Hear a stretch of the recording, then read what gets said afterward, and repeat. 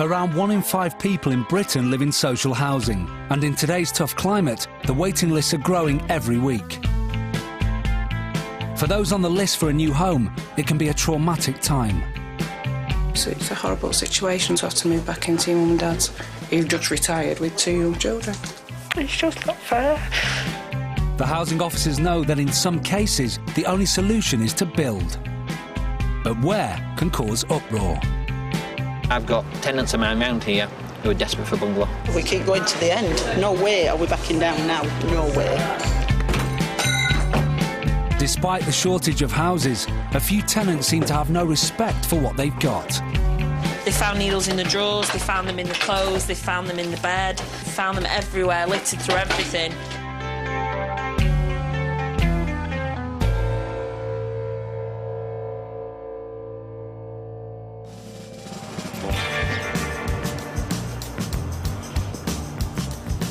In Ashton-under-Lyne, east of Manchester, one housing association currently has over 8,000 people on its waiting list.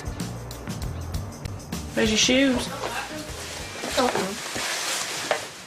Working mum Claire Garrett and her 2 children Leah and Lewis are in desperate need of their own home. Horrible situation, 34 years old, to have to move back into your mum and dad's, who've just retired with 2 young children.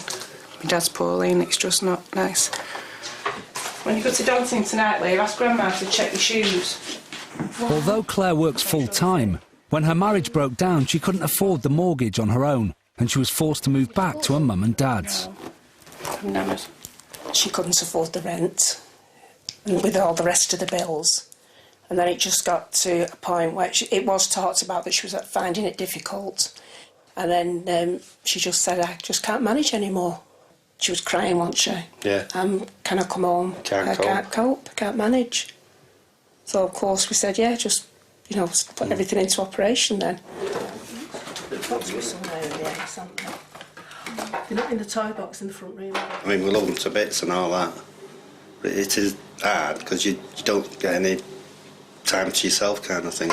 It's just hard with everybody all crowded into a small little house like this. Yeah. For the last 2 months, Claire's been sleeping on her parents' sofa, unable to find a house cheap enough to rent. I had a look yesterday at the private renting, and they're all over £600. It's more than half my wages. There's just no way I could do it. I'd end up in the same position again. So it's not a good situation to be in. See you in a bit, Brenda. See you, Lewis. Have a nice day. Claire has never lived in social housing, but as she can no longer afford to rent privately, she must now put her future in the hands of a local housing association.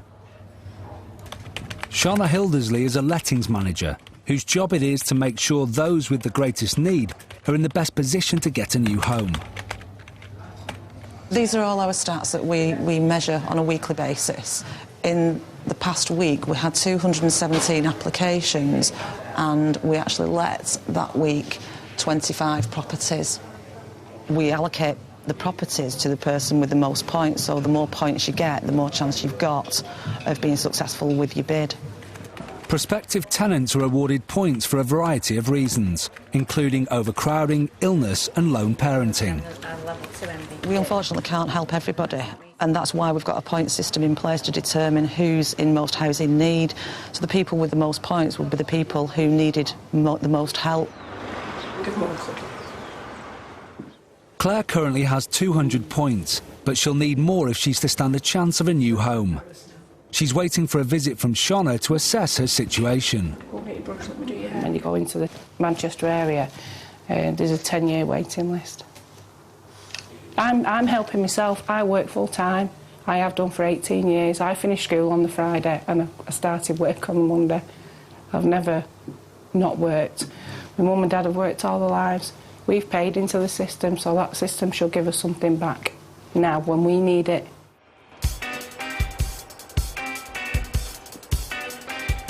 With a huge shortage of homes, it's vital that any empty houses are turned around and let to new tenants as quickly as possible. Housing officer Julie Lyle works in Preston, where she looks after over 1,000 properties. This estate's made up entirely of family housing. There's no flats on here at all. They are all family properties that are, 3-bedroom ones. The other thing, obviously, with it being families, there's a really good community spirit in the area. Today, Julie is on her way to visit one 3-bed house on this estate that neighbours claim has been used as a drugs den. There's been no sign of the official tenant for months. Well, it was just a doss house. It was just a drug den, somewhere that they come and take the drugs, and then somewhere to run when they've nicked something. Michelle and her 12-year-old son Thomas have been living in fear for over 18 months. You'll see people coming flying around in cars after they've done drugs, parking up, going in, coming out with them bands on and everything. It's disgusting, really. I mean, my kids have come in before with the needles, showing me, has picked them up, my 5-year-old, in the back garden, so that was a concern. The Housing Association have been trying to contact the official tenant for months with no joy. Now Julie needs to inspect and reclaim the property. Since drug users have been frequenting the house, the police are on standby in case someone turns up.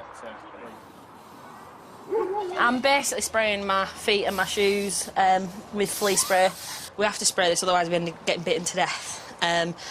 Lisa, one of our housing officers, did a change with locksmith the other week, and he had 54 bites and she had 29 on the bottom of her leg. So obviously, unless you're going prepared, you can end up getting really badly bitten by them. Julie's got no idea what state the house will be in. It's absolutely disgusting. There's cobwebs everywhere. The floor's covered in some kind of black liquid. I'm not quite sure what that is. I mean, the smell's a lot worse when you come into this room now. It's drifting through from the front room, so I dread to think what's in there, but it's absolutely disgusting.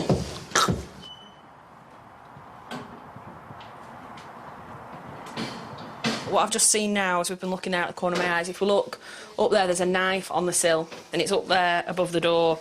Now, obviously, that's not a normal place where you keep your kitchenware. It just concerns me for this girl. He's obviously been in here armed at one point, and that concerns me, obviously, what has been going on in this property. It used to obviously be someone's family home that he was living in here maybe with his family. So you've got quite a lot of knickknacks about, and trophy pictures, little, like, angels at the back. But he's had quite a lot of windows smashed. That's not just one hole, there's about 4 or 5 just in that single pane. 71-year-old Ronnie lives right next door to the property. Because they are thin walls, they are prefabs, let's be honest, so you can hear everything, really, what goes on. When they're banging, I could hear them banging, I thought, God, what, they're smashing up now. If you have noisy neighbours or untidy and dirty neighbours and that, you can't be happy, so what do? This is your home, this is your house, and it's not that you can just uproot and just move into another area. Things don't happen like that these days. Years ago, yeah, years and years ago, there were tons of houses to rent, cheap enough for everybody to move in and out whenever they weren't satisfied, but not nowadays. Once you get a house now, you've got to stick in it.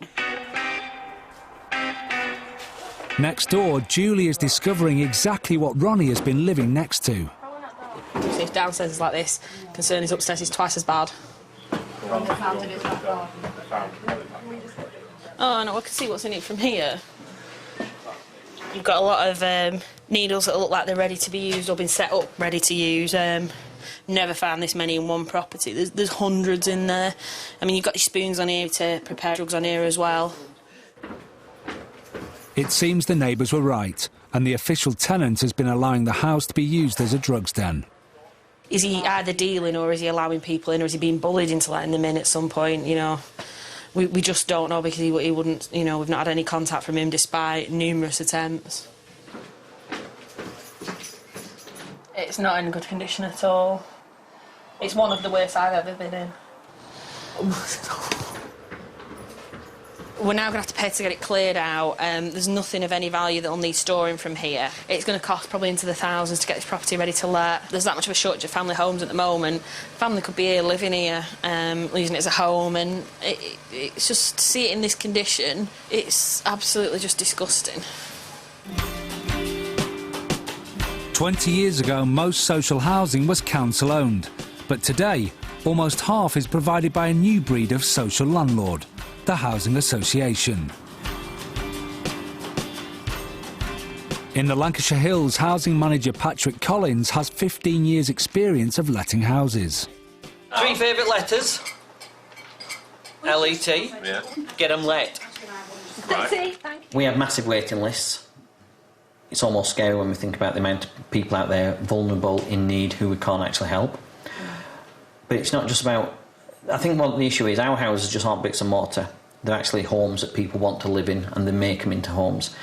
We really care with regards to who lives in our properties and the service they receive. As a landlord, we want to make sure that what's out in that community is well looked after and they're happy to stay and live in them areas. OK, next point.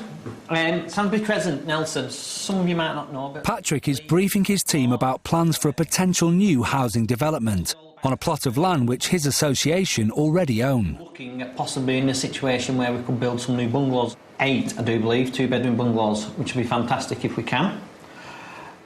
Problem is, we're going to be building it on that piece of green land in the middle. Because of where it is, it could be a little bit controversial, because if people live around that piece of land, we need to find out what the residents are going to think.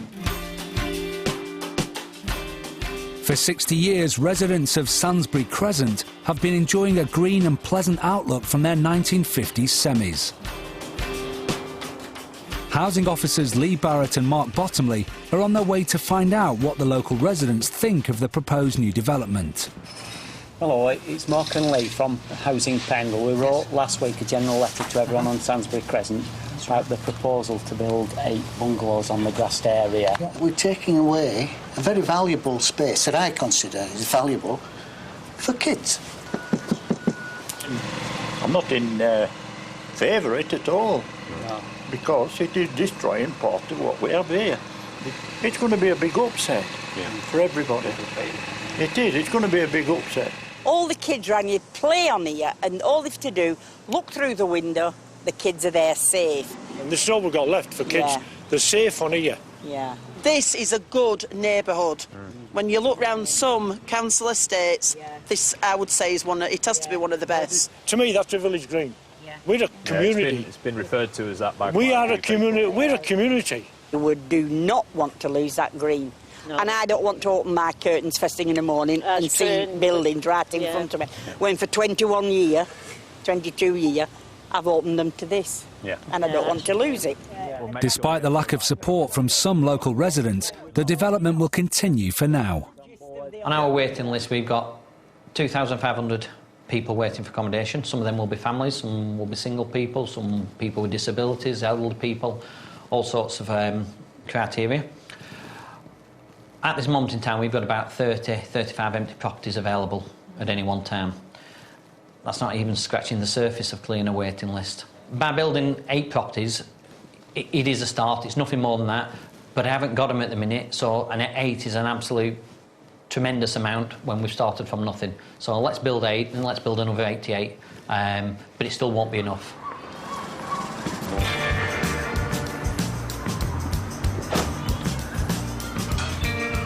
In Ashton, Claire Garrett's waiting for an assessment from the local housing association that could move her up the priority list. She is still living with her parents, but her dad's been ill. His blood count's gone up. He was rushed into Withington Hospital. They had to phone for an ambulance because he had a funny turn. They put him in resource and he was all wired up, wasn't you? Shona Hildersley doesn't normally make home visits, but as Claire's dad has been so ill, she is making an exception. Hello. Hey, Shona. Yes. Yeah, come in. Claire has to give Shona a tour of her parents' privately owned 3-bedroom home. All the usual kiddie things. That's been Mum and Dad's room. I won't. No, that's fine. Shona can allocate Claire additional points for different things, including overcrowding and ill health. OK. As you can see, the wardrobe space, my dad's had to put shelves up and the wardrobe, well, they're just packed with everything. Where's all your furniture, Claire? In storage. So you're paying a storage charge for your furniture? £100 a month, yeah. OK, so where do you sleep then, Claire? I sleep on the settee in the lounge. This is your bed, is it? That's right. OK. When did you have your heart bypass operation, Mr Charlton? Was it recent? April 7 on it. Yeah. Any other medical conditions? Leukemia. And how's that affected? You get very tired now, don't you? I get very tired soon, quick. And sometimes he needs to lie down. I bloody can't when there's children here. No. Thanks for all your help. Oh, you're welcome. Sure, it's been lovely meeting you. And you. Yeah, Nice to meet you. Just keep persevering. If Claire gave up her job and went on benefits, or if her parents made her homeless, she'd find it easier to get a house. It's very sad that, you know, she's trying her best, she's working, she's not prepared to just accept anything. She doesn't want to go on benefits to try and get her out of the situation that she's in. I'm going to speak to Sharon when I get back regarding the circumstances and regarding whether or not we could look at medical points for the family. But I didn't want to say that to them because I didn't want to build up their hopes.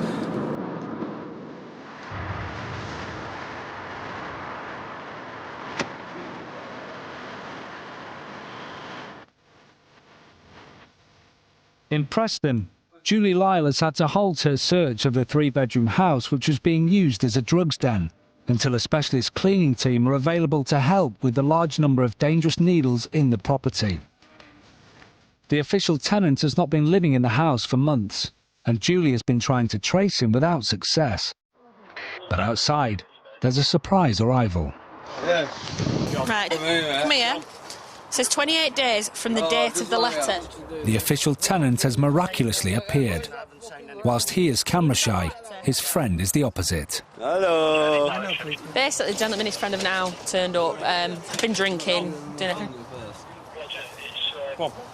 It's not just drug taking that's been a problem in the tenant's absence.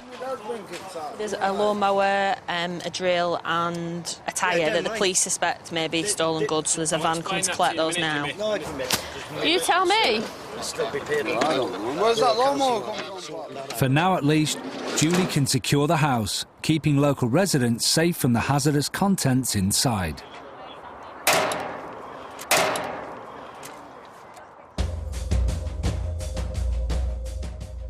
On Sainsbury Crescent, the residents' determination to save their green is building. They've decided to launch a campaign. Karen Riley is one of the organisers. Everybody is pulling together. The petition's been done and has been delivered to Housing Pendle's Chief Executive. We've done a lot of signs, voicing our views. We've got in touch with local councillors, with the planning office, local newspapers, and basically doing everything that we can. We will go as far as we can possibly go within the law to not let this happen. But housing manager Patrick Collins is unrepentant about the need to build the bungalows. The community spirit on it is obviously fantastic. They've all pulled together. Not one person's done all these banners, so that's great. But really, they're not all together because there's people on here who need these properties, and we know that they do need these properties. People who can't manage the stairs of the properties, people who are really struggling with mobility issues and are desperate for this sort of property. So the majority, who are probably under 50 with children, don't need the sort of properties we're going to build. So obviously they're going to kick a fuss up. But I've got tenants of mine around here who are desperate for a bungalow.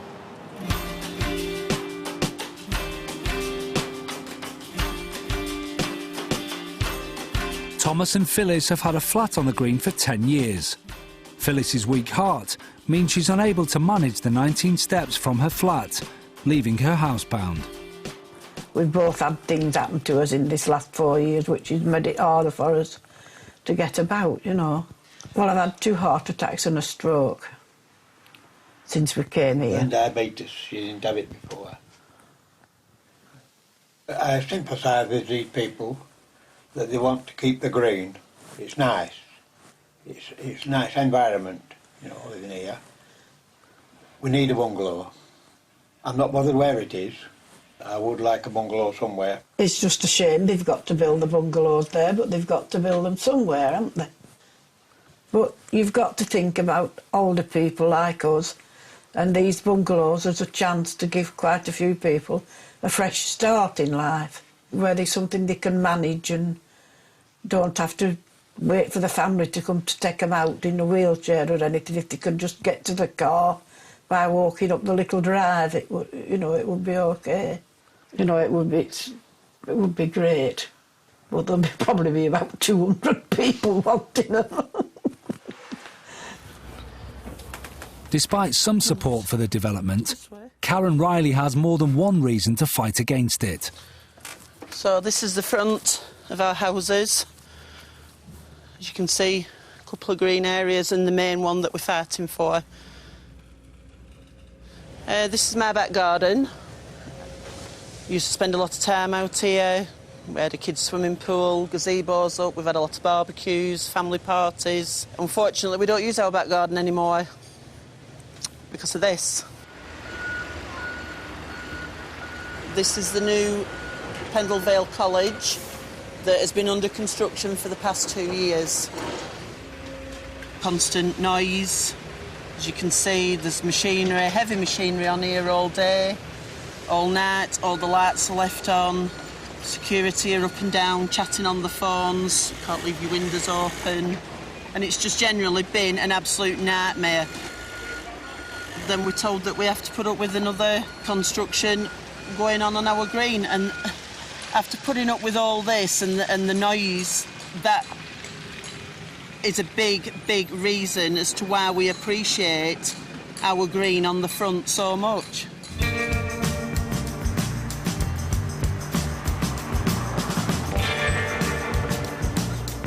In Ashton-under-Lyne, Claire still doesn't know if she'll get a new home. Then the garden falls more for the more mature person. Every week she looks through the Housing Association's list of available properties, but when she applies, she always finds she is beaten to it by someone with more points. It's a local newspaper that, because I have points with New Charter, that I can bid for properties. So I look in every week and I've bid for 3 properties now and obviously not been successful. I've resigned myself now to the fact that I'm not going to get anything from this. We'll just have to keep our fingers crossed that something will turn up eventually. A lottery.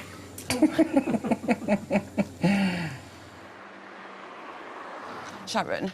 At the Housing Association head office, lettings manager Shona Hildersley is discussing Claire's case with another member of staff. Her father suffers from leukemia and has also had a triple heart bypass. In view of the fact that she's living with somebody who has got a serious medical condition and them living there could exacerbate his condition, would we look at a medical in respect of him? We've actually done it before with somebody else. Just award 100 medical points, make it clear on the notes as to the reasons why we've done it, that it's a one-off and it's because of the extreme circumstances. Oh, good. Claire, it's Shona from New Charter Housing here. Yes, I'm fine, thank you. Are you? Yeah, fine. What we've agreed to do is to award your case maximum medical points. Yeah. It does put you in a much better position, and I'll sort that out today for you. Thank you very much for all your help, Sean. I really appreciate it. Yeah, that's no problem. All right. All right. Cheers. See you soon. Bye. Bye. That's fantastic news for Claire. What that means in real terms is that she's got a better chance of competing for something that she needs. She is in there with a fighting chance, but it's no guarantees. It's not a magic answer. In Lancashire, it's a big day for the campaigners at Sainsbury Crescent. In order to give all the residents a clearer idea of the planned development, the builders, architects and housing officers are giving a presentation of the plans. As they come through the door, we'll get them to sign in. They'll go and get a beer, they'll get a pie. So on one hand they'll have a pie, another beer. You can't get quite aggressive with that in your hand, that's for sure. I'll float around, and if somebody's giving a bit too much stick to anybody, I'll just come over and step in. At the end of the day, I'm sure they'll be very OK about it, but we're not going to be put up with anybody abusing anybody, yeah? As the residents gather, some are beginning to wonder if they're being led up the garden path. enough to live on there. I don't know how many people are going to turn up tonight because some are working. I know somebody's had 6 teeth out, so they've gone to bed. And I don't know about the rest of them. I think a lot of them think like we do, it's been a done deal right from the beginning. We won't go down without a fight. We won't, but it's like banging your head against a brick wall, isn't it? The meeting proves more popular than expected. We do need a bungalow, we do. You personally need a bungalow? The access hours is terrible. So you, And not everyone is against the development. Yeah. Because I've got lots of people similar to yourself. Yeah. Phyllis hasn't been well enough to come along, but her husband Thomas wants to look at the plans for the new bungalows. These are very specifically designed for people like you who are older and sometimes probably partly disabled and they can't use them. So we have designed the whole of the bungalows basically to take into consideration. Would you like to live in a place like that? Oh, aye, too true, wouldn't that? Aye. You know, I don't care whether they've got 1 bedroom or 2, we don't want them. OK, but speak to the relevant people, get some more information. You might even change your mind, you just never know. I don't That's fine. But the idea was to have a drop-in centre so you could speak. Yeah? We didn't actually ask for a drop-in. We didn't ask for a drop-in. Hang on a second. See all these educated people around here, they know what they're talking about. Please have a word with them. Any questions you need asking from me then, please come talk to me.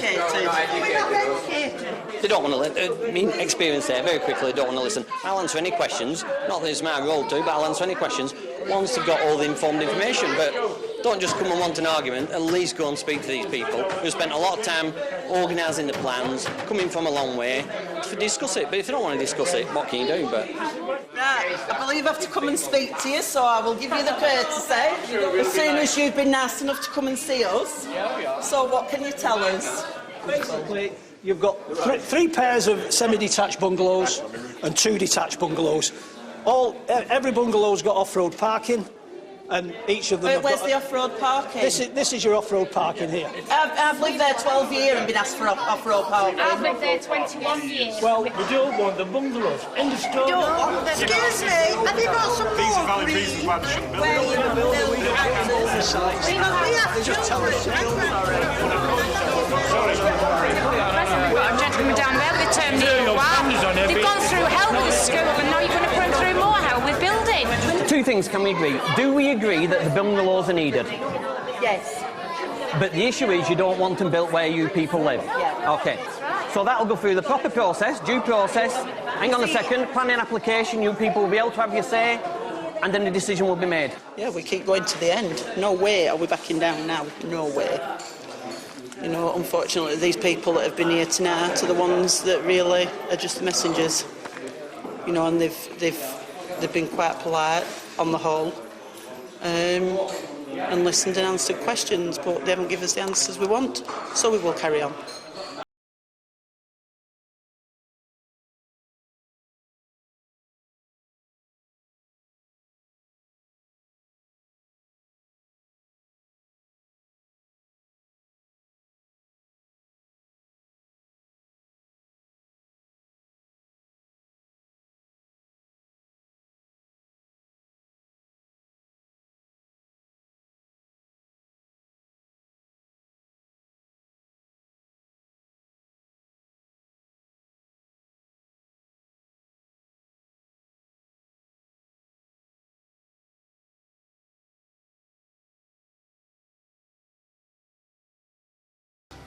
Within a couple of months and I'll be able to move everything back in.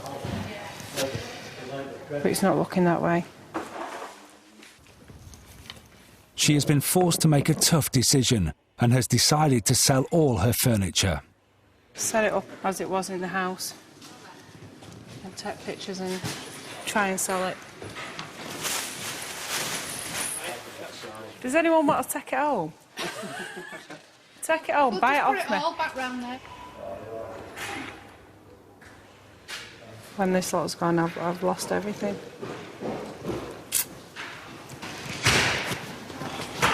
I've worked for all this, you know,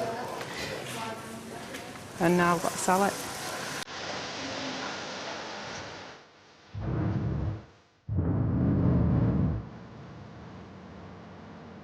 Regular we can't move the kitchen. Back at home, Claire's mum helps her sort through her things. Inside the boxes are lots of memories. No, not putting tiny things on, can't do. I bought her that when she was, well, we bought that when she was 5. Put the states of it.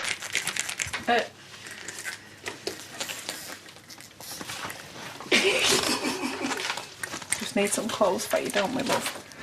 We'll have a good sort through most of it. I'll get through out, and then whatever she can sell on a car boot sale, we'll do that. You know. She's got nothing after once all this goes.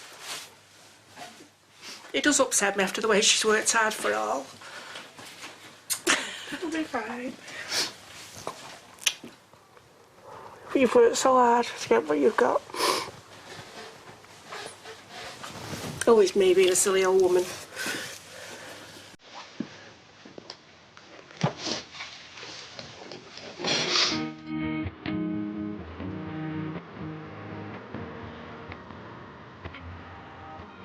On Sainsbury Crescent, where local residents are still campaigning to stop bungalows being built on their green, there's been some unexpected activity. It was about 8 o'clock, and the door came and said, "Do you know there's a digger on the green?" So I jumped straight out of bed, no clothes on. I'm doing that. Whoa! Clothes on. Straight out, I said, "What are you doing? You better not be bloody digging on here already. Planning permission hasn't been given till December." "Oh, no, I'm just doing tests."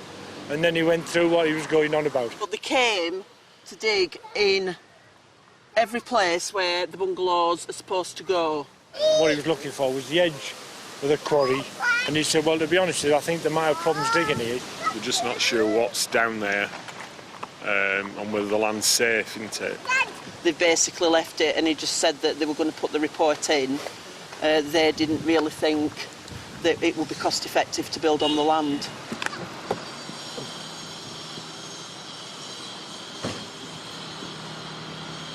We've had survey done on this particular piece of land, and actually we've had to go down quite some way before we found anything solid. Now that's not good. That certainly adds to the cost of any build, and it's being debated now whether the actual scheme will go ahead due to the cost.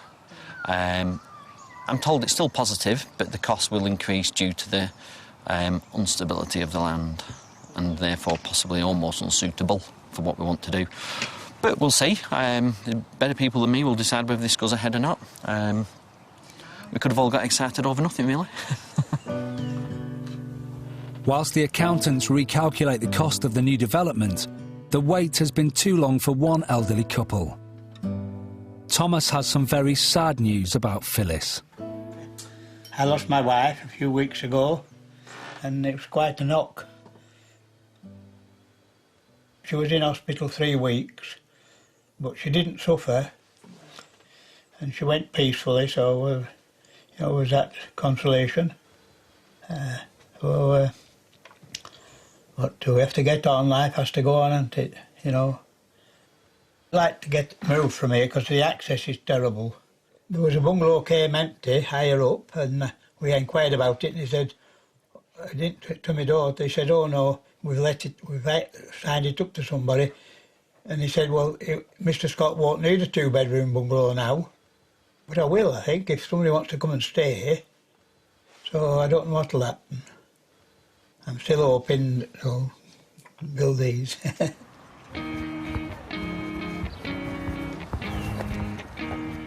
Anxious for an update, Karen stops Patrick to hear the latest. If you're going too far down and the foundations are that far down that it costs so much money to put foundations in, then it's not viable. So You said there were a lot of voids, didn't they? I bet there's a lot of voids.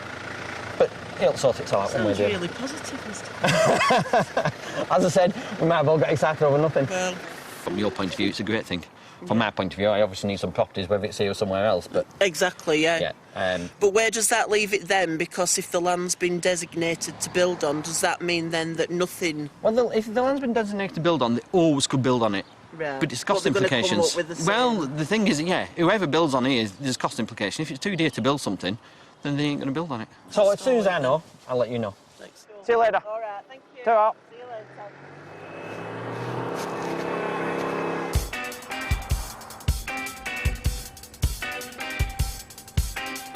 In Preston, Julie's back at the house that was being used as a drugs den to meet a specialist cleaning team. Their job is to clear the hazardous needles that were found all over the property. I even have my Vic stick. I'm not stupid, I know it smells. I remember from last time it wasn't nice. The team wear protective clothing and, most importantly, metal-lined gloves to protect them from the risk of HIV. When the lads have been doing the sweep as well, it's not just in the obvious places on top they've found needles. They found needles in the drawers, they found them in the clothes, they found them in the bed, they found them behind the radiator, they found them on the telly, they found them everywhere, littered through everything. I mean, the lads have actually only done 2 rooms, and so far they've found hundreds of needles in the property. It has taken the team 6 hours to remove all the needles and clear the house. But finally it's safe, and Julie can start thinking about reletting it to her family. It can be quite frustrating that obviously if a property's damaged or there's major repairs that need doing to it, that obviously it'll cost quite a bit of money to fix that. Once everything's been stored and obviously cleaned, the surveyor will come in, then order any work that needs doing, then the work will be carried out, and then obviously it'll be ready for somebody to come and view, and hopefully ready for somebody to move into pretty soon. For next-door neighbour Michelle, life is finally returning to normal. A bit quieter. You don't see, you know, the faces around anymore, so I feel a bit safer, you know. But I'm glad now that they've come and boarded it up. We'll get some new neighbours in there for her, hopefully that, you know, make the community stronger and have more people living here and looking after the properties. It will cost thousands to repair the property, but it's crucial work that must be done before another family can be moved off the list and into the house. Leo, don't you dare. Hey, what? Where's Lewis? On a Thursday night, it's manic. In, out, in, out. Mum and Dad get a bit of peace, though.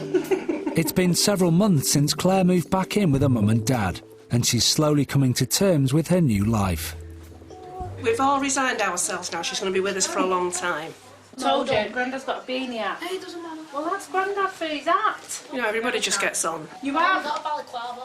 You're not wearing your balaclava? When they're getting told off. And don't say anything. When they're getting told off. I am so lucky that I've got you and my dad and a loving family that, you know, if I didn't have you and my dad, where would you be? You know, you're going to have a few cross words, but we never did. Well, we haven't, have we? No, not as yet. Not as yet.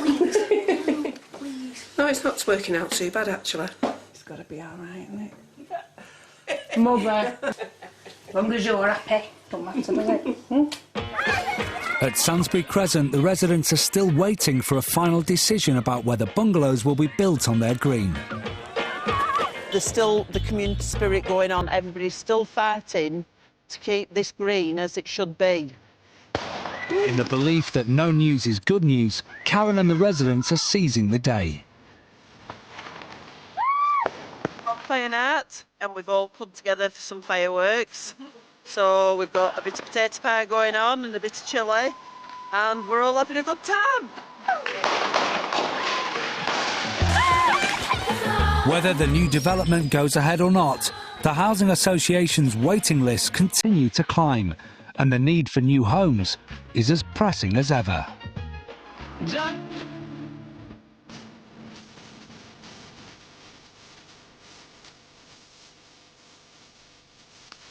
And there's more Neighbourhood watched next Tuesday at 10:35 on BBC One Scotland.